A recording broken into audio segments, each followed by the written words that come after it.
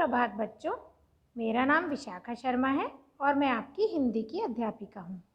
बच्चों, आज जो विषय हम पढ़ने जा रहे हैं वह है काल। तो बच्चों, आइए इस वीडियो के माध्यम से हम यह जानें कि काल किसे कहते हैं और उसके कितने प्रकार होते हैं। काल के भेद। बच्चों, काल के 3 भेद होते हैं, यानी कि 3 प्रकार होते हैं: भूतकाल, भविष्यकाल और वर्तमान काल। तो बच्चों, इन्हें जानने से पहले मैं आपको काल की परिभाषा बता देती हूँ।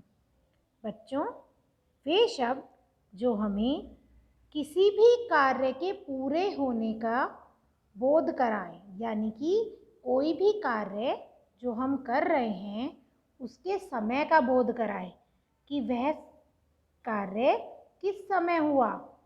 वह कार्य भूतकाल में हुआ, भविष्य काल में हुआ या वर्तमान काल में हुआ।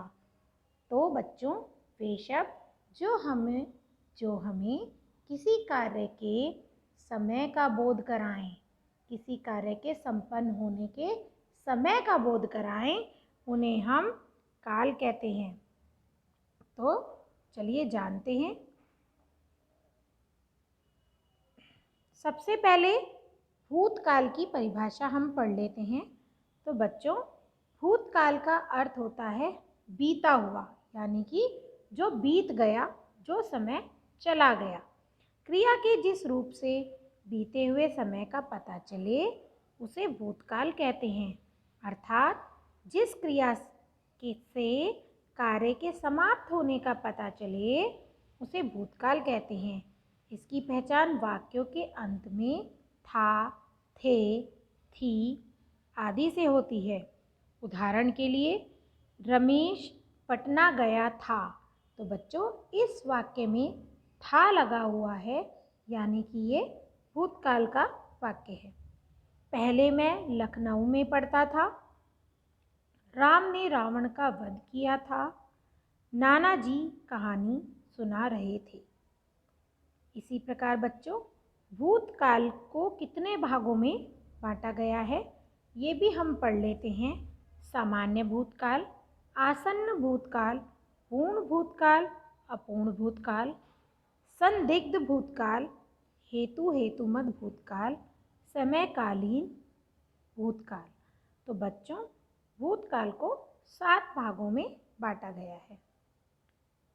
इसी प्रकार बच्चों, हम पढ़ रहे हैं वर्तमान काल की परिभाषा।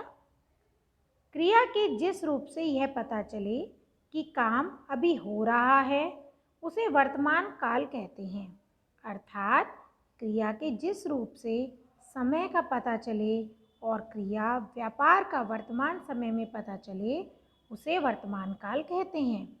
जिन वाक्यों के अंत में ता, ती, ते, हैं आते हैं वो वर्तमान काल कहलाता है। क्रियाओं में होने की निरंतरता को वर्तमान काल कहते हैं, यानी कि कोई भी कार्य जो अभी चल रहा है जिसमें उसे हम वर्तमान काल कहते हैं। जैसे बच्चों, उदाहरण देख लीजिए। राम अभी अभी आया है, तो इसमें है लगा हुआ है, इसलिए वर्तमान काल है। वर्षा हो रही है, ये भी वर्तमान काल है। राजू गाता है, मोहन पढ़ रहा है, पुजारी पूजा कर रहा है, वह खाता है, राम पढ़ता है, मुनि माला फेरता है। तो बच्चों, ये सब कार्य अभी वर्तमान समय में चल रहे हैं, इसीलिए इसको हम वर्तमान काल के अंतर्गत रखेंगे। वर्तमान काल के भेद। तो बच्चों, वर्तमान काल को 6 भागों में बांटा गया है। सामान्य वर्तमान काल, अपूर्ण वर्तमान काल, पूर्ण वर्तमान काल, संदिग्ध वर्तमान काल, तत्कालीन वर्तमान काल, संभाव्य वर्तमान काल।